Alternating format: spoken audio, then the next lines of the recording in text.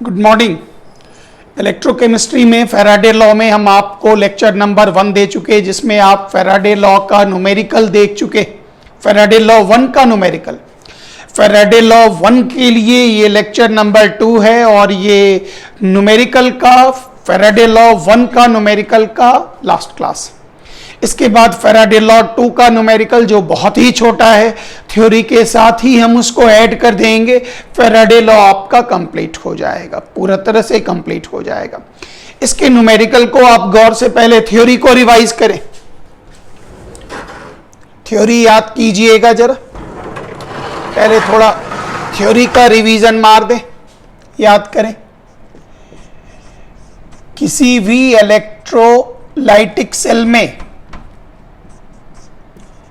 किसी भी electrolytic cell में नंबर 1 कूलम्ब का चार्ज देने के बाद, 1 कूलम्ब का चार्ज देने के बाद याद कीजिए जो भी मास डिपॉजिट होगा उस मास को आप क्या नाम देंगे? जेड। जेड हो गया ECE, इलेक्ट्रोकेमिकल इक्विवेलेंट, हिंदी में नाम विद्युत रासायनिक तुल्यांक। फिर याद कीजिए 96,500 कूलम्ब अर्थात 1 फैराडे चार्ज डालने के बाद पढ़ चुके। जो भी मास डिपॉजिट होगा उस मास को आप क्या नाम देंगे? Equivalent mass. और यूनिटरी एक एक नियम के मेथड से अगर आप निकालें तो गौर करिएगा, 1 कूलम्ब से जो मास जमा हुआ मान लेते हैं वो m जमा हुआ और उसे आप क्या नाम देते? जेड। तो 96,500 कूलम्ब से कितना मास जमा होगा? तो m इंटू 96,500। और याद कीजिए इसी मास को आप क्या नाम देंगे? Equivalent mass. और गौर करिए, इन दोनों को मैच करिए। Equivalent mass is equal to 96,500 into m। और याद कीजिए m क्या है? जेड। इसका मतलब E इज इक्वल टू, इसके जगह पर आप लिख दीजिए 1 फैराडे और m के जगह पर लिख दीजिए जेड। इसका मतलब E is equal to F into Z. E is equal to F into Z. Theory में भी आप इसका रिवीजन कर लेंगे। अब इन्हीं बातों का यूज करके हम एक एक करके न्यूमेरिकल आपको बताते जा रहे, कृपया ध्यान से देखें। फर्स्ट, ये हिंदी में भी लिखा हुआ है, आप इसको हिंदी इंग्लिश किसी भी रूप में ले सकते हैं, आपको बताते जाते हैं। ध्यान दीजिएगा, मान लेते हैं ये स्लाइड है, एक एक करके कहता है इतना ग्राम मेटल डिपॉजिट हो रहा। रुक जाइए, mass of metal is equal to 0.3158 gram जमा हो रहा। जब आप इलेक्ट्रिक करंट फ्लो कराते हैं 0.5 एम्पियर, तो I is equal to 0.5 ampere. कितने समय के लिए? तो T is equal to 32 minute. Time का यूनिट याद करें सेकेंड, तो ये हो गया 32 इंटू 60, इतना सेकेंड आपको मिल गया। याद कीजिए Q is equal to I into T, मतलब 0.5 इंटू 32 इंटू 60, इतना आपको क्या मिला? कूलम्ब। अब आपसे पूछा जा रहा what is the equivalent weight of the metal. ये आप हिंदी में भी अपना देख लेंगे ये चीजें। धातु का इक्विवेलेंट मास आप बताइए, तुल्यांकी भार बताइए क्या होगा? वेरी वेरी इजी, इक्विवेलेंट मास।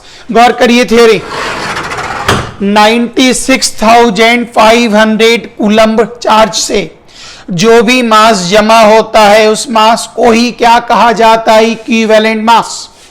इसको आप मल्टीप्लाई मार लें, इसको आप मल्टीप्लाई मार लें तो गौर से देखिएगा, ये हो गया 0, ये हो गया इसको हाफ कर दीजिए तो ये पूरा वैल्यू बाई 2 कर दीजिए, इज इक्वल टू कितना हुआ, ये हो गया आपका 860, ये हो गया मेरे ख्याल से 0 12 6 960 सॉरी 960 ये आपका मिला, और ये क्या हो गया आपका कूलम्ब चार्ज। अब आप ध्यान दीजिएगा 960 कूलम्ब के द्वारा कितना मास डिपॉजिट हो रहा, 0.3158 ग्राम, इसलिए 96,500 कूलम्ब के द्वारा कितना जमा होगा, इतना बाई 960 इंटू, आराम से आप ले लीजिए, इज इक्वल टू 96500, और याद कीजिए इसी मास को आप क्या नाम देंगे, इक्विवेलेंट मास। आराम से कैलकुलेशन आप कर सकते हैं। फिर नेक्स्ट आइए, गौर करिएगा इस क्वेश्चन को, आप ध्यान से देखें, ध्यान से इस प्रश्न को आप देखें, एकदम इजी है, थ्योरी पर इसमें बहुत कम काम आपको करना है, बहुत बारीकी से समझते जाए। गौर करिएगा, कॉपर सल्फेट का सॉल्यूशन लिया गया, बहुत बढ़िया, इतना ग्राम डिपॉजिट हो रहा, इसको फॉर्मूला से भी, पिछला न्यूमेरिकल को भी आप फॉर्मूला से भी बना सकते हैं, फॉर्मूला से भी आप इसका कैलकुलेशन कर सकते हैं। याद कीजिए W is equal to Z into I into T, आप आराम से Z का मान निकाल लें, और याद कीजिए E is equal to Z into F, Z का मान बैठा लें, 96,500 कर दीजिए, इससे भी बन जाएगा, फॉर्मूला से भी बन जाएगा, आपकी मर्जी, जैसे आपको ठीक लगे, लेकिन कोशिश करिए यूनिटरी मेथड से बनाएं तो वो आपको अच्छा लगेगा, एक ही जैसा सब बनता चला जाएगा। गौर करिए, इतना ग्राम कॉपर डिपॉजिट हो रहा, मतलब mass of copper is equal to 0.02964 gram, mass of copper इतना, कितना एम्पेयर करंट को फ्लो करा रहे, 0.5 एम्पेयर करंट को फ्लो करा रहे, कितने मिनट के लिए करा रहे, 30 मिनट के लिए करा रहे, मतलब 30 into 60 is equal to 1800 second. याद कीजिए Q is equal to I into T, मतलब 0.5 into 1800 is equal to 900 coulomb. हम एक ही जैसा मेथड रखें, फार्मूला वाला ज़्यादा यूज नहीं कर रहे, क्योंकि यूनिटरी मेथड से इस्तेमाल करते हैं, एक ट्रैक रहेगा।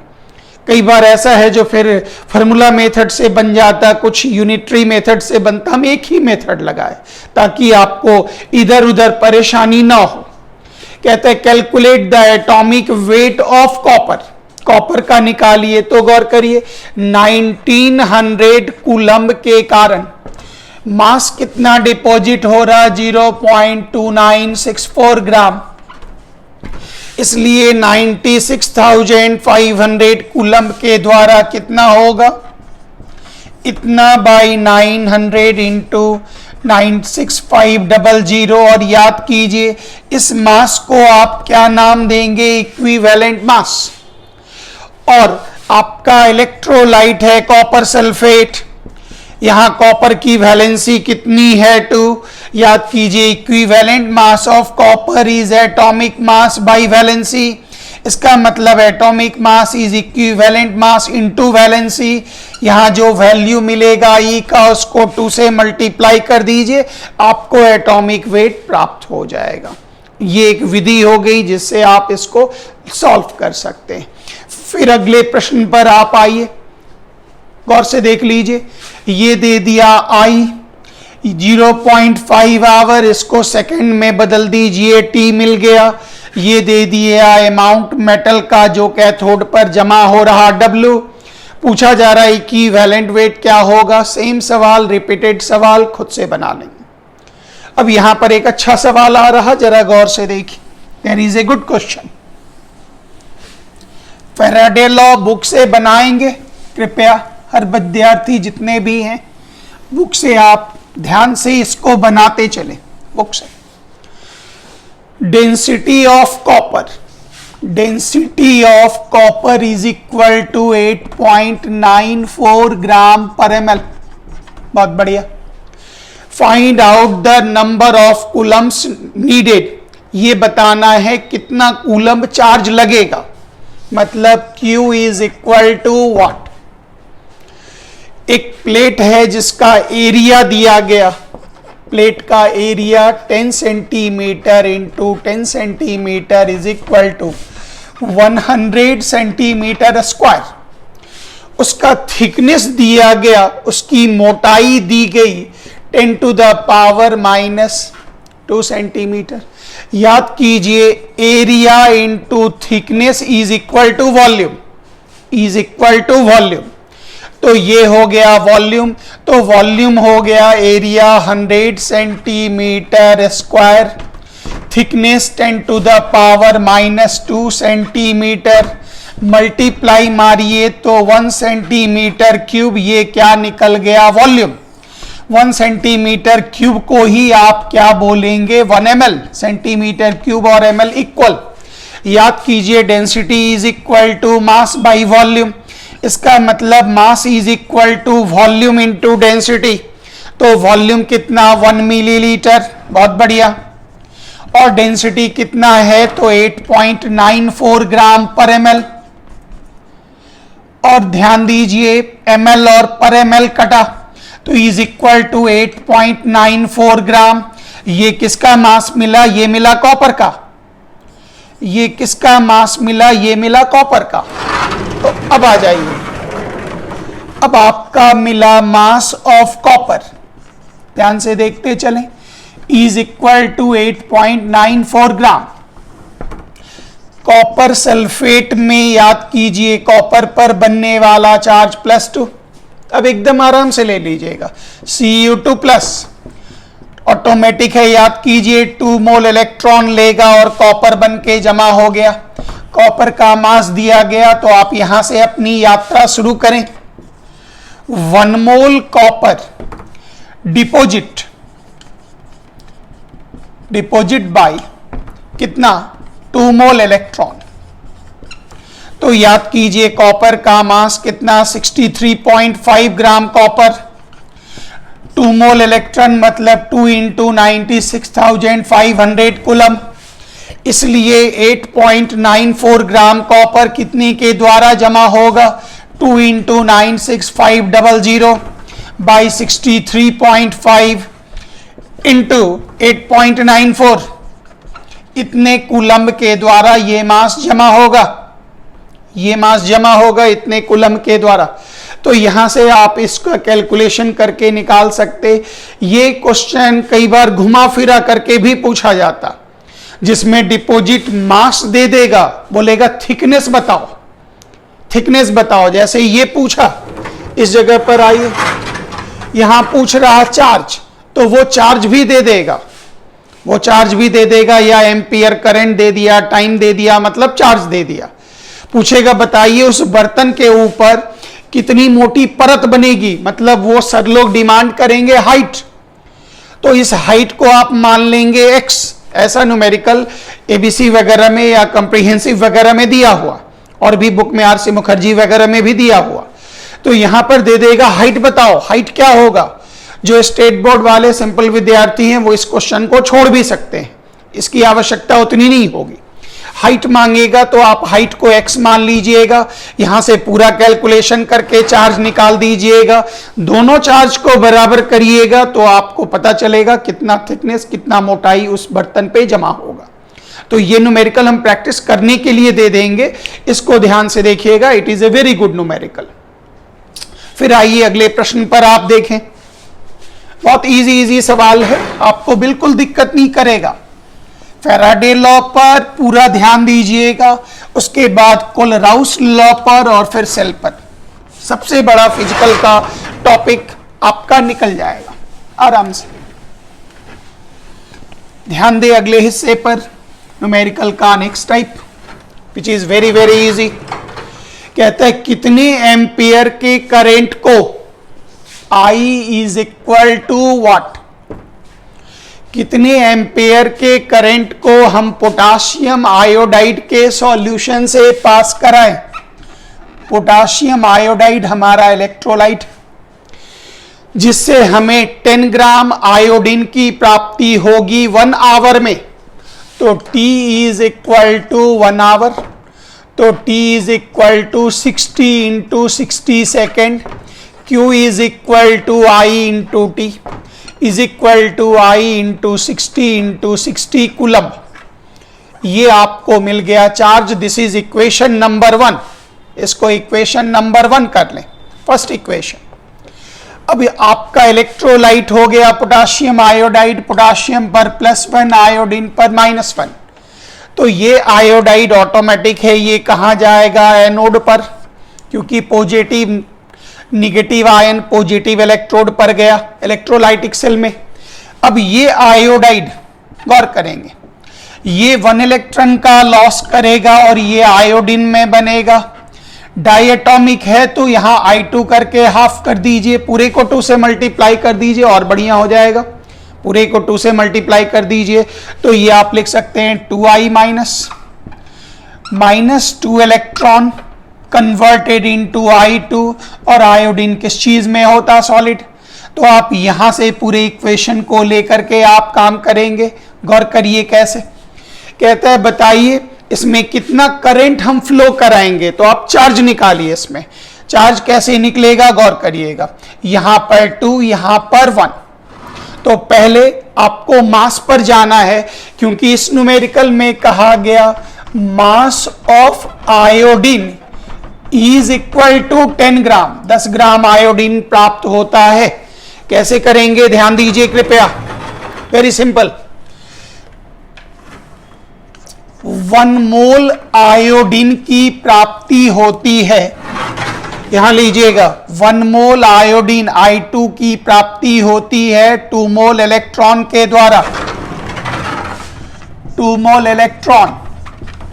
तो 1 मोल आयोडीन मतलब 2 इंटू 127 इज 254 ग्राम आयोडीन प्राप्त किया जाता है। 2 मोल इलेक्ट्रॉन मतलब 2 इंटू 96,500 कूलम। अब न्यूमेरिकली कह रहा है मास ऑफ आयोडीन कितना है, 10 ग्राम। तो 10 ग्राम आयोडीन की प्राप्ति कितने चार्ज द्वारा होगी, तो 2 इंटू 96,500 बाई 254 इंटू 10, आप पूरे को सॉल्व कर दें, इज इक्वल टू आपको मिल गया charge is equal to 296,500 into 10 by 254 coulomb is equal to answer. Calculation थोड़ा लंबा होगा, आपको लगेगा जो वक्त ज्यादा लग रहा, लेकिन आप आराम से इसको सॉल्व कर पाएंगे, डरिएगा नहीं। It's a very simple problem, आराम से आप इसको सॉल्व कर लीजिएगा। अब इस जगह पर इसके अगले क्वेश्चन पर आइए, इसी टाइप का क्वेश्चन है। कितने मिनट तक, एक सवाल और देख लीजिए, कितने मिनट तक हम लोग 3 एम्पियर के करंट को, शुरू करने दीजिए क्वेश्चन, ध्यान से देख लीजिएगा, एक एक टाइप का बताते जा रहे और 3-3, 4-4 वैरायटी दे देंगे। समय देके बनाइएगा, हड़बड़ी नहीं है, क्योंकि इलेक्ट्रो के बाद सरफेस में आपके पास 0 न्यूमेरिकल और सॉलिड में बहुत ही लिमिटेड न्यूमेरिकल्स है, इसलिए न्यूमेरिकल कम। आप आराम से समय लें और न्यूमेरिकल बनाएं, फिर बैक भी आ जाएंगे न्यूमेरिकल करवाने के लिए जहां जहां आपको और न्यूमेरिकल चाहिए। न्यूमेरिकल बहुत सीमित है केमिस्ट्री में, क्योंकि केमिस्ट्री में बहुत लिमिटेड चैप्टर में न्यूमेरिकल है, organic no numerical, inorganic no numerical. गौर करिएगा, कॉपर सल्फेट इलेक्ट्रोलाइट लिया गया, वेरी गुड, चार्ज डाल दीजिए। 3 एम्पियर के करंट को फ्लो करा रहे, बहुत बढ़िया, 3 एम्पियर करंट।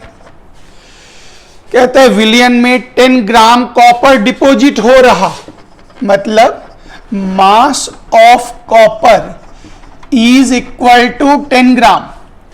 आप बताइए कितना मिनट लगेगा तो हम मान लेते हैं इस काम को अंजाम देने में x मिनट लगा, मिनट को सेकंड में बदल लीजिए, x इंटू 60 सेकेंड। याद कीजिए charge is equal to I into T is equal to 3 into x into 60, इतना चार्ज लगा, ये इतना कूलम्ब हुआ। Equation number 1 complete. दोनों चार्ज को इक्वल करना है। आइए 2 नंबर इक्वेशन पर, कॉपर सल्फेट में ध्यान दीजिए, ये हो गया Cu2 प्लस, 2 प्लस है, 2 इलेक्ट्रॉन। कॉपर का जो मास जमा हो रहा, वो कॉपर का मास कितना जमा हो रहा, 10 ग्राम। मास दिया गया तो मास को पहले लिखें, तो लैंग्वेज में आइए। 1 मोल कॉपर इज डिपॉजिटेड, जमा होता है, by 2 mole electron. Very good. 1 mole copper 63.5 gram copper, 2 mole electron पर चार्ज कितना, 2 into 96500, 1 Faraday, 2 into Faraday is equal to this. तो यहां पर दिया गया, याद कीजिए, मास ऑफ कॉपर कितना, 10 ग्राम। तो बताएं 10 ग्राम कॉपर को डिपॉजिट होने में कितना, 2 इंटू 96500 बाई 63.5 इंटू 10, इतना कूलम चार्ज लगा। ये हो गया इक्वेशन नंबर 2। इक्वेशन नंबर 1 में अगर आप देख लें तो चार्ज हो गया 3 इंटू एक्स इंटू 60। तो दोनों को इक्वल करें फ्रॉम इक्वेशन 1 कॉमा इक्वेशन 2, तो सीधा हो गया 3 into x into 60 is equal to 2 into 96500 into 10 by 63.5। अब आराम से आप 60 को यहां डिवाइड मारिए, बढ़िया, खत्म करिए। 3 को भी यहां करिए, खत्म करिए, पूरे को सॉल्व कर लीजिए, इज इक्वल टू इतना minute is equal to answer. Calculation लेंदी है, परेशान करेगा, तो जिन लोगों को लगे जो बहुत भारी है, नहीं समझ में आता, छोड़ दीजिए, कोई विशेष टेंशन नहीं करना है। और जो थ्योरी ठीक से कर लिए हैं वो जरूर बनाइए, नहीं समय मिले तो ऐसे बटा में ही छोड़ दीजिए, अधूरा छोड़ दीजिए, लेकिन बनाइए जरूर, because there is step marking, हर स्टेप पर नंबर आपको मिलता है।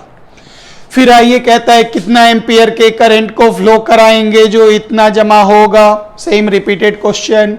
ये टॉपिक आपका पूरी तरह से कंप्लीट हो गया, हम ये आपको कंप्लीट कर दिए। फैराडे लॉ पार्ट 1 आपका कंप्लीटेड। फैराडे लॉ 2 में थ्योरी और न्यूमेरिकल एक साथ ही बता देंगे। इलेक्ट्रोकेमिस्ट्री का पहला पार्ट कंप्लीट होगा। Thank you.